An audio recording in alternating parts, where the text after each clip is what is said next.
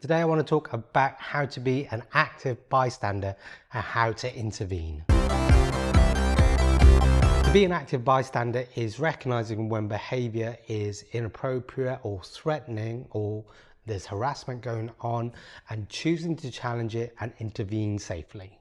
Often the big thing for us is recognizing and trying to decipher and decide what to do and when. Totally recognize that that's not always easy, particularly in the heat of the moment. So here are the 4 stages of intervention. So stage 1 is kind of seeing and noticing that something is going on. It's about noticing an event and spotting that there's something not quite right, that there's something that needs further investigation and maybe something that needs some intervention. We may or may not know the people involved, we may not feel like we know the deeper parts of the situation, but essentially at that moment, doubt creeps in. And again, it's totally normal to recognize that the situation could be really awkward, but I'd rather feel silly and a little bit foolish momentarily for a short time than regret not intervening into what could evolve into a serious situation. So step 1 is really seeing it and acknowledging at least that the situation needs further investigation.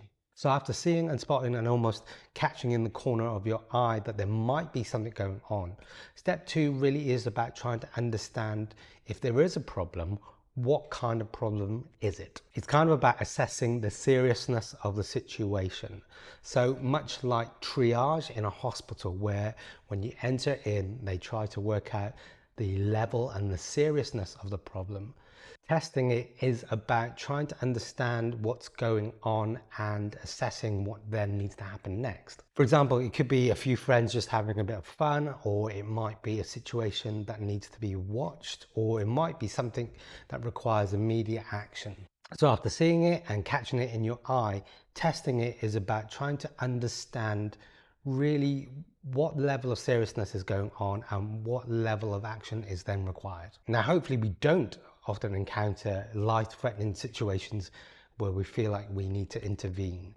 But probably what is more common is every day we are likely to experience or see some kind of microaggression or harassment. Now, like I said, intervening can feel awkward, and because of that awkwardness, we can sometimes hesitate. But like I said earlier on, I'd rather feel slightly silly and foolish for a short while than regret not doing anything later on. Now, owning it is about responsibility, but it's worth saying that the responsibility to intervene doesn't always mean intervening there and then. Sometimes it's worth considering whether it needs to be done later on because it's safer to do, or perhaps you need some extra help. But owning it is about responsibility. So it's about being the kind of person that says to themselves, I will step in, I will step up to the plate, I will be the kind of person that has the courage of their convictions and believes that those convictions are worth stepping up for. And the 4th and final stage is press it.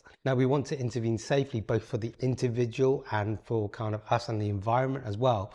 But pressing it is about pressing the go button and activating that decision to step in. Even though you know you might have misread the situation, even though it might be awkward, but still believing that intervening is worth it. So remember, when you're trying to work out when not to intervene into a situation, stop. S is for see it. Notice that something's going on. T is for test it. Try to work out the level of seriousness and what actions then required. O is for own it and take responsibility. Don't wait for somebody else. And P is for press it. Press go, activate and action what you believe in.